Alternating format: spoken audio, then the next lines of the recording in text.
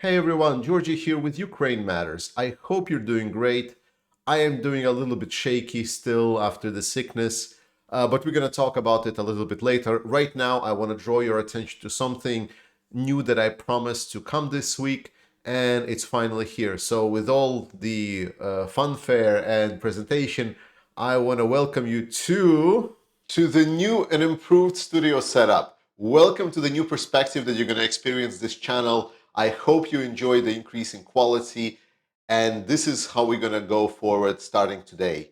We're going to talk about this more in the rest of the video, but right now let's go to the main topic. So the problem that I want to talk with you today about is the issues in the Ukrainian military that was reported by the Washington Post.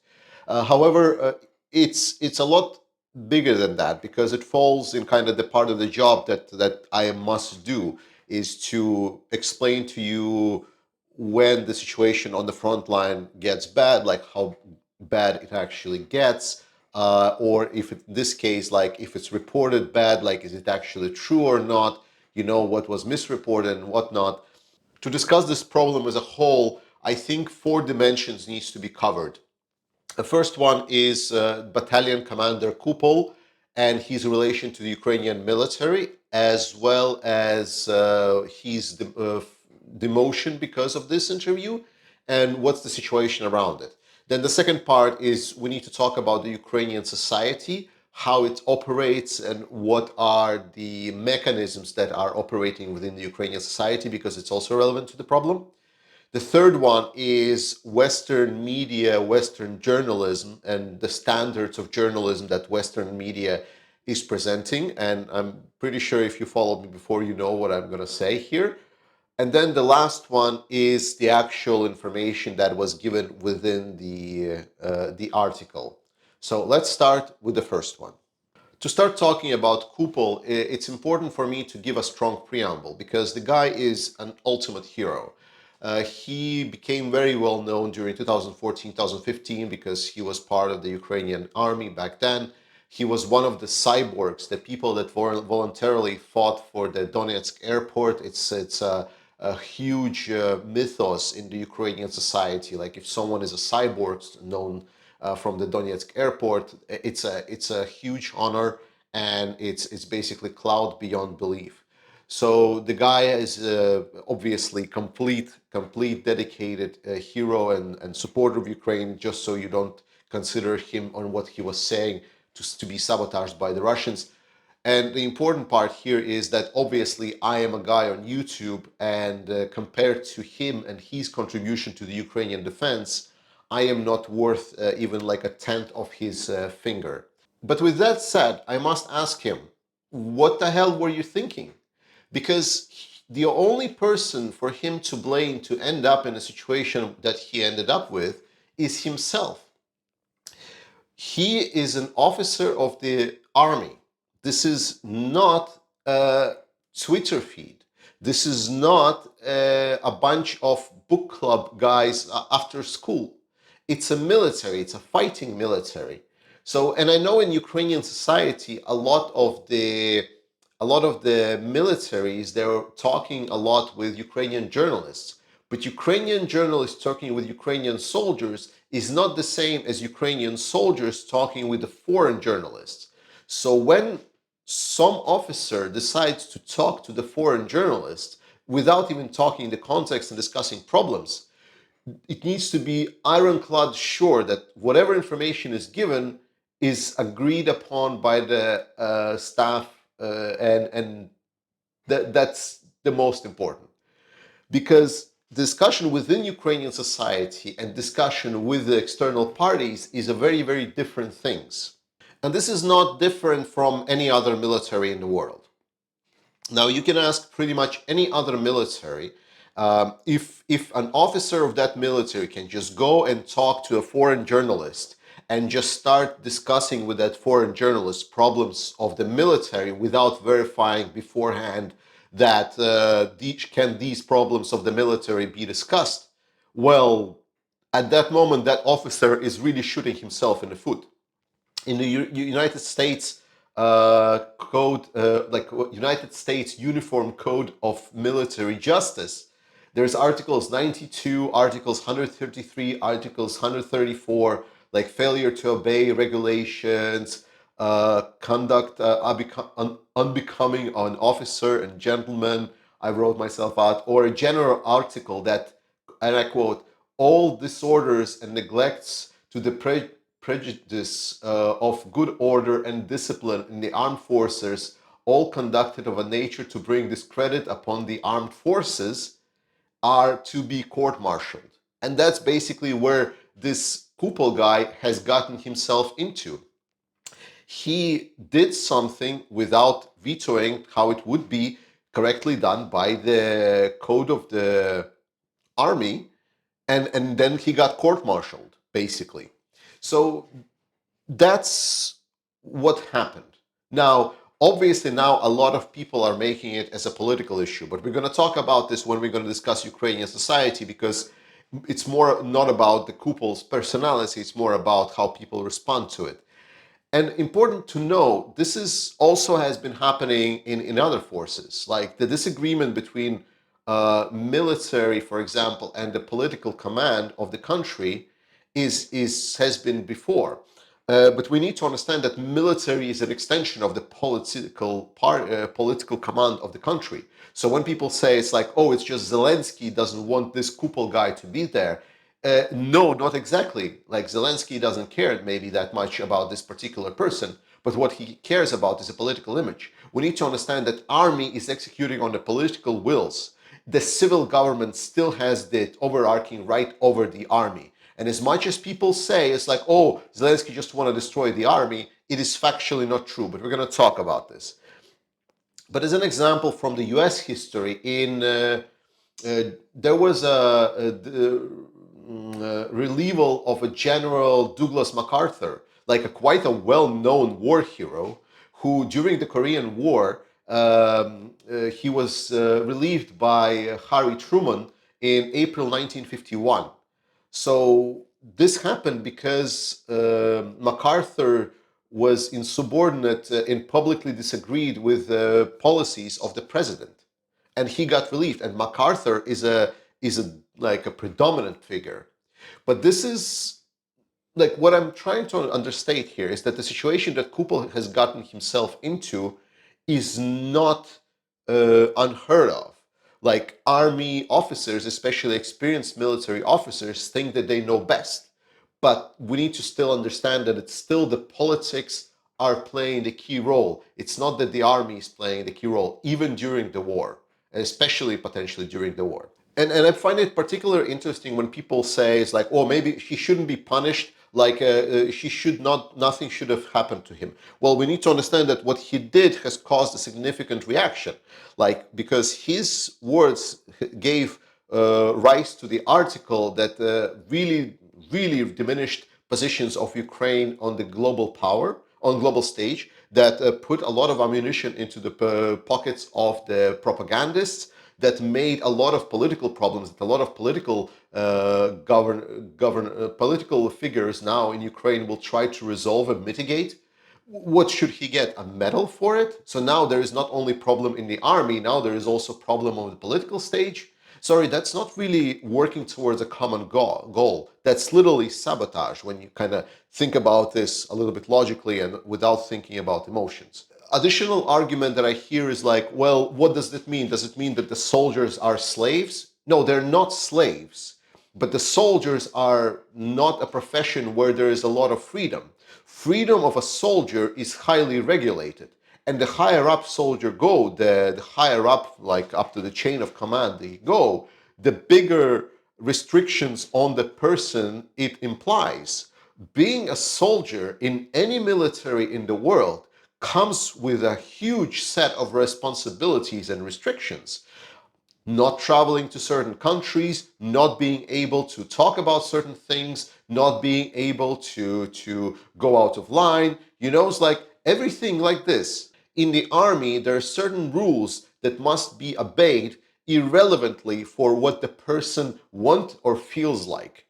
But with that all discussed, should have Kupol been demoted? And my personal opinion, I don't think so. I think that he was still Pretty good, like battalion commander, well renowned, like super qualified. Like I think the motion was a little bit harsh, and especially because of the fucking circus that happened after it, because it came out really petty, because he says that the problem of the military is that there's a lot of untrained troops right now in Ukraine.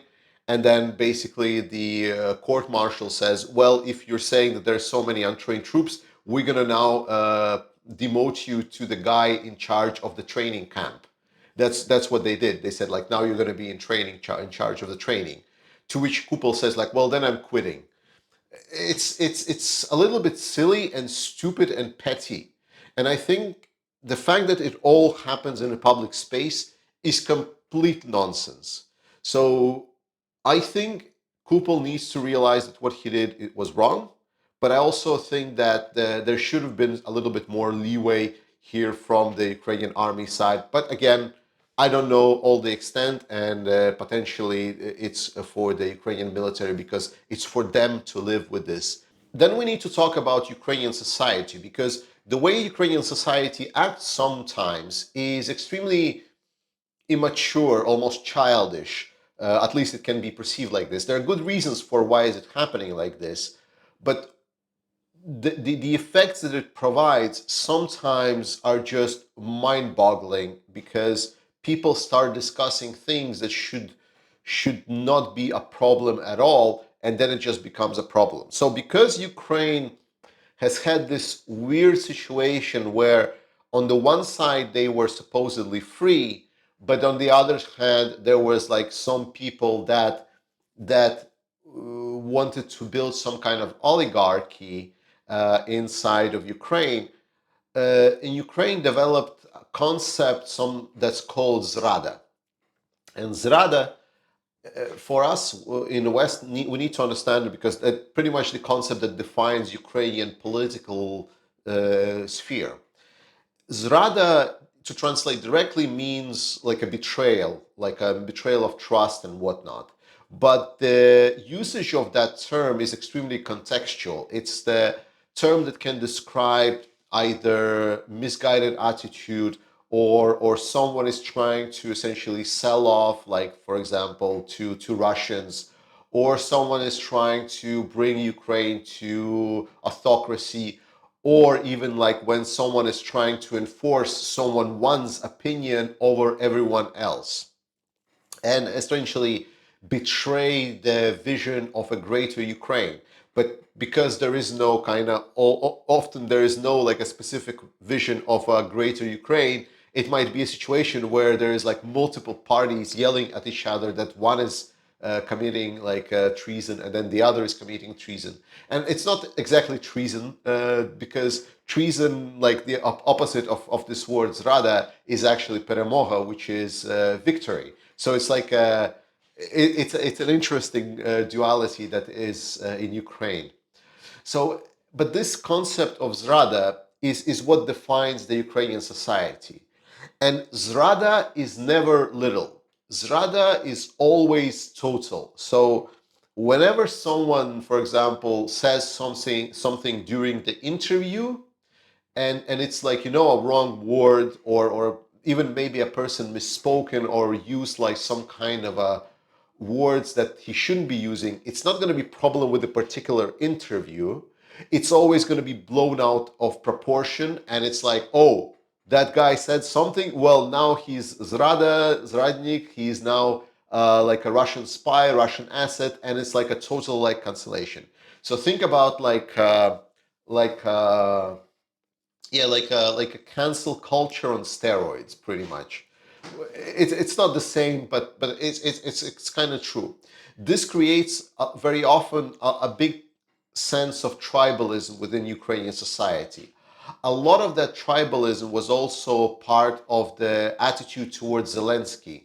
However, because of the war starting, the a lot of that tribalism went away a bit. But now it's been a year of the war.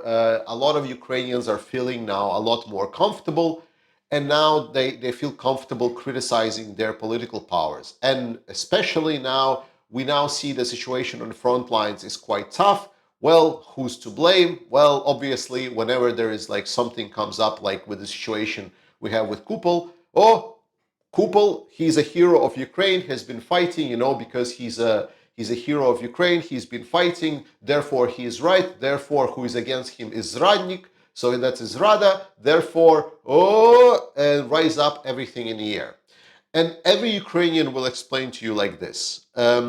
Every Ukrainian divisive political topic, if you go, for example, on Ukrainian video channels on YouTube and try to read comments under the political videos on Ukrainian, it's a cesspool. Like the comments there are so ludicrously bad and stupid and devolved from reality.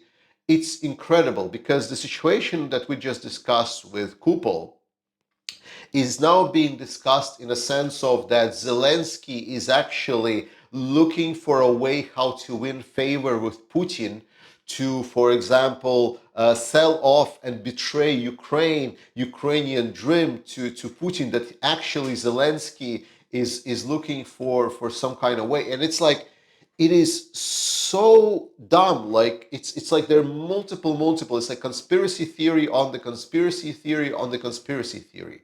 And the problem is that this concept of Zrada very often takes away from any kind of legal, like normal discussion. The thing is that Ukraine is an extremely special state with the freedom of expression that they're having. Any other country being in a state of war like this, most probably already enforce martial law on the information and what information is allowed to go out, what information is not allowed to go out. There would be probably only certain vetoed places where Ukraine can give out information. But it's the strength of Ukraine, their freedom and attitude. But that freedom and attitude needs sometimes to have a reality check.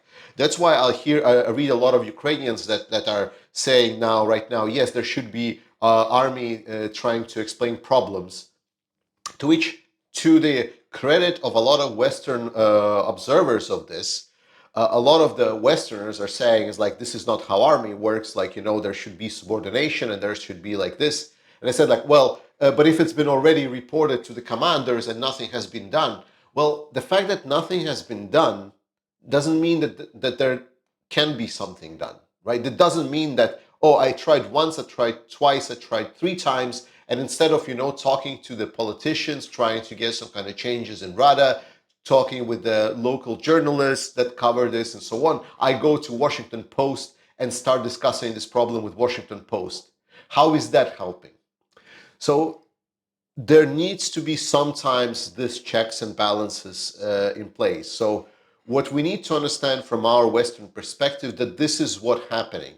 It is just the normal situation in the Ukrainian society where their freedom, their will and desire of Ukrainians to strive for total freedom is having a little bit of a reality check with the situation with the structure of the army and the fact that militaries work on discipline. So it's fine.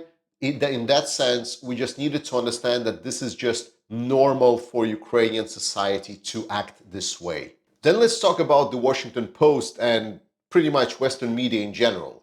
During this conflict, any kind of resemblance of integrity, to be honest, for the Western media, for me, is gone. And I'm pretty sure a lot of you are sharing the same opinion. Because we've seen time and time again that they are making sensationalist statements, they're pulling information out of their asses, they're twisting narrative just so it's like a little bit more presentable. And it's the same thing here. It's because, oh, Ukraine is failing. It's such a nice topic to discuss without even talking about the problems. But it's definitely been twisted to represent a lot of the things that way. A lot of the things that were discussed in the article, they were put specifically in the context to draw a very, very pessimistic and grim picture for the Ukrainian military, which is not. It is not there. I have multiple reports on that. Both me personally and a lot of the other military can explain to you is like, yes, situation is dire. Moreover, even Washington Post themselves in the article, they state this like, well, it's like the best troops are kind of in the training, but no, but the Ukrainian army is actually grim. And moreover, like the same-ish kind of articles expressing essentially the same thing, except in different words, have been coming out in the recent couple of 4 days. And in the Washington Post article, they refer to this Kupol, and then they refer to two guys which are anonymous. They say like, oh, some highly situated politicians in Ukraine. Well, okay, good. Like, what? So two some politicians in Ukraine or like administrative staff or whatnot tell you something which is completely denied by any kind of official spokesperson. So what do you expect with this? The point essentially what I'm making is that the sensationalism of the Western media, and whenever like you're writing a comment to me, oh Georgie, what do you think about this article by X media?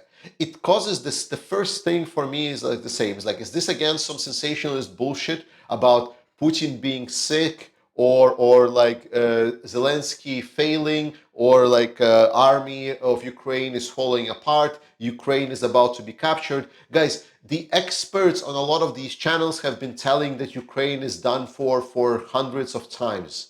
The experts on these channels have been telling that Ukraine has no chance of recovering their territories. We've all seen and lived through this. Stop. What was proven is that a lot of them have no idea what they're talking about. They think that they maybe do, but they don't. They're picking and choosing what they're publishing. They're picking and choosing what information they're getting. And it feels for me very often that they have some kind of specific narrative in mind, and then they just go around Ukraine and they just pick up, find out a person that can confirm for their own bias. That's what I feel sometimes is, because they hear this like, oh, this story would do good. Let's see if we can find someone that can provide information for this particular story. And it's the same situation about this one.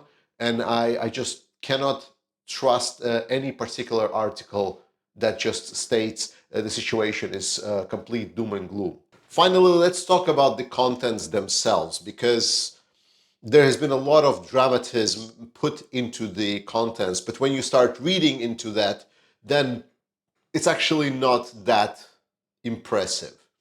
So I wrote myself out all of the content points that were here, but basically what's written here is the projection of the Westerners of all of the what I've described as the internal defeatist position, internal fears. So it's one part defeatist, like, oh my god, like Ukraine can never be as strong, to then the second part being also, oh, like people discover that war is actually tough, like surprise Pikachu, like, huh, like war is actually hard to fight, wow. So and that's a little bit like a stupid silly journalism. So but let's go point by point. So the first point was that the Kupol said that there is a lot of inexperienced troops, that there is a lot of untrained troops that are having troubles with shooting, that are having troubles with knowing the tactics, that a lot of his units got injured, and so on. And here he also explains a lot that says that in his battalion of 500 men, 100 men got killed and another 400 got injured. And this is the ratio that we've always been telling you about, that in Ukrainian military, ratios of wounded to killed is a lot higher, because medicine in Ukrainian military is so much better. So whereas in Russian military it can be about 1 to 2 killed to wounded, in Ukrainian military it's about 1 to 5. So a lot of these soldiers that got wounded, they can still come back to the Ukrainian army back. But important here thing is about the fact that this is an actual problem. The problem of untrained troop is actually existing in Ukrainian military. But we need to understand, why is this problem existing? Why is it here? Well, firstly, because Russia amassed a lot of troops to attack Ukraine. Ukraine has been Ukrainian army was 250,000 men at the start of the war. So during that period, they quickly needed to get from 250,000 and they rose exponentially. They increased the size of the army to 1.2 million and continued getting supplements to kind of help cope with the losses. Ukrainian army of 1.2 million. Let's take, for example, European training programs where we supposedly, the Western allies, are doing everything that they can to train the troops of Ukraine. How many they are training? Like last year, what was it, 30, 40,000? Cool. 30, 40,000. But then there was like a whole increase of over like a million. I'm sorry, but 40,000 trained troops of a million is not enough. So obviously, needs to be like some kind of training camp set up. And obviously, who were manning those training camps is the people that were trained before, people that were trained in the air. Because remember, the actual army still needed to fight a war. So we need to understand that the experience of training, the training capacity, and what they can do for training can vary wildly between different units, different people, and whatnot. And especially if we're getting into the situation where it's a high attrition battle, and then there is like a need to get involved a lot of the troops that would not otherwise be involved in a battle. Like a good example of this would be Solidar, where they just like, because they needed to stop somehow the advancements of the Russians, they needed to reinforce somehow because of the most capable units were entangled in Bakhmut at that moment. Then they start submitting new units with a lot of the new forces. And yes, these forces, well, as in Kupol's experience, they were not that great. But that is the situation. There are other stories where freshly mobile, trained new forces are showing themselves excellently. I know personally of these stories. Besides that, the most important part that we know, the best troops of Ukrainian military are the troops that are being prepared for the counteroffensive. The best resources, the best everything goes there. So we need to understand that the defensive force is always going to be understaffed, it's always going to be under equipped. Because as much as we want Ukraine to be strong both on defense or on the attack, it's not always an equal trade off. So, in Ukraine definitely says that our main objective is to return territories for Ukraine rather than defend what we already are having. And besides, even the defense is not doing that shabby. Then there was the funny thing was like, oh, there was like some anonymous government official that just gave like a kindergarten level assessment. Well, it's like, well, it's like when we're attacking, we're going to be we're going to have more casualties than when we're defending. So if we're having casualties now, where are we going to have casualties? Like, obviously that was something like person that completely far away from any kind of military planning or whatnot, because it was just speaking out of their ass. And basically the statement was like, oh, I just think, I feel, so just projecting his fears. And just they took it and put it into article for no reason. It brings no value because that was not some kind of insight. There was not some kind of a like an actual documented thing of proof. No, it was just a guy that is anonymous that just expressed his feelings. Well, cool story, bro. It's nonsense. Then the next point that they made in the article was the numbers, or like that the same guy was saying that's like, well, the number, I feel that the numbers of tanks pledged to us is too low, that it's very symbolic. I'm sorry, it's not really symbolic. Like it's quite substantial. Like the Western allies are matching the what was expressed by Zaluzhny, and they're trying to match and prepare everything that is necessary for the organized counteroffensive in the spring. Now they're also providing, as we know, the jets and so on. What do we expect? Like Ukrainian needs are extremely huge. We can say that the number of tanks that Ukraine is going to get provided is like worth at least a couple of European national armies. That's how big it is. Like, it's not happening fast. Yes, it should have been happening faster. That's the critique towards the West. But again, it's just a projection of internal insecurities of this one particular guy. So again, it's a very nonsense way of reporting this. Next one, the ammo shortages. So first one, the West, hello. That was probably the valuable point to have. And then there is also like kind of following that was like because the Russian offensive has been building in the east over the past couple of months. Well, the Russian offensive has not been building east. Russian offensive is now slowly culminating east, and it seems that they're going to culminate without taking Bakhmut. Wow, what a bitch slap! So whatever they were trying to offend, the only thing that they apparently offend is just some toilet paper. And an important part here to understand is that it's not about like the war is hard, especially war of Ukraine. Like the journalists that are describing the situation of Ukraine, like they were expecting that Ukraine would have similar resources and capabilities as Russia. But Russia is sitting on huge ass stockpiles of weapons from the Soviet Union that Soviet Union was gathering over 60 years, or like 50 years, 60 years to fight against the West. I'm sorry, but like, how would you imagine it? There are huge warehouses of stockpiled ammunition, equipment that is just sitting there. And now you're saying it's like, well, but Ukraine cannot match that. Wow, stupid Ukraine. It's like, I'm sorry, what? How is that in negative? Like, how is that a problem? It's been a long war, yes, but it's been like depleted for both sides. And it's not about like maybe if you have an utter dominance, because there was like a throwaway phrase that like, oh, Ukraine cannot attack all along the front line of Russia. Yes, it can, because Ukraine does not have the resources like Russia does. But it does have resources for some kind of local, specific counteroffensive, like step by step. We did Kherson, good. Kharkiv, good. Stop, again, need to adjust resources. It's not a fast war. Like Ukraine does not have resources for total domination, yes, but they have shown that they are capable of defeating Russians on the battlefield. And they're doing it every day. While you're nonsense stating here that's like, oh, Ukraine doesn't have a lot of resources, they're running low on ammunition. Well, that's mostly the question of like who is supporting Ukraine then? Why are the Western powers suddenly caught pens down with no ability to provide enough firepower?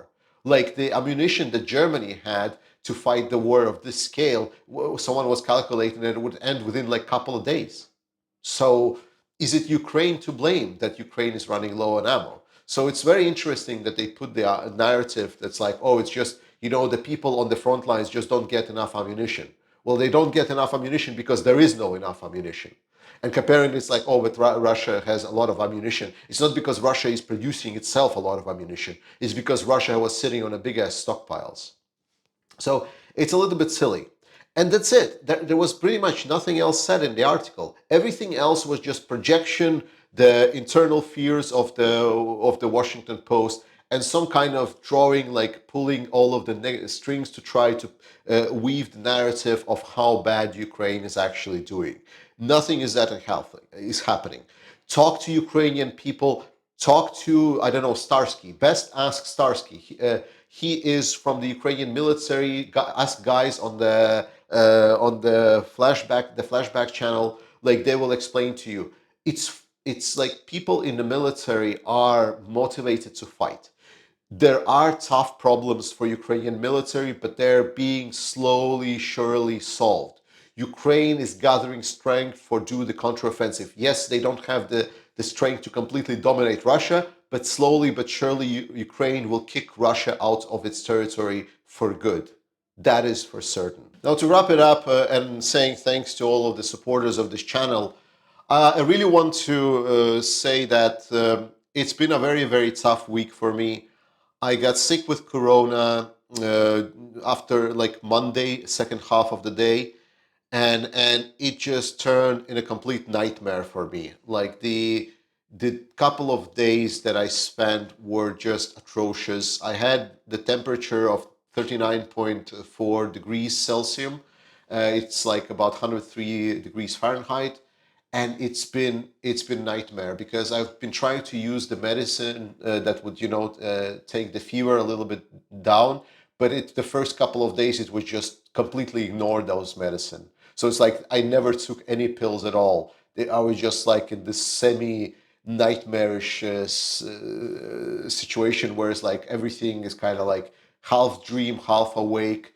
My whole body was in pain, like muscle pain, like huge weakness that was experienced. Like I also coughing, like even now that I'm speaking, like my throat hurts incredibly.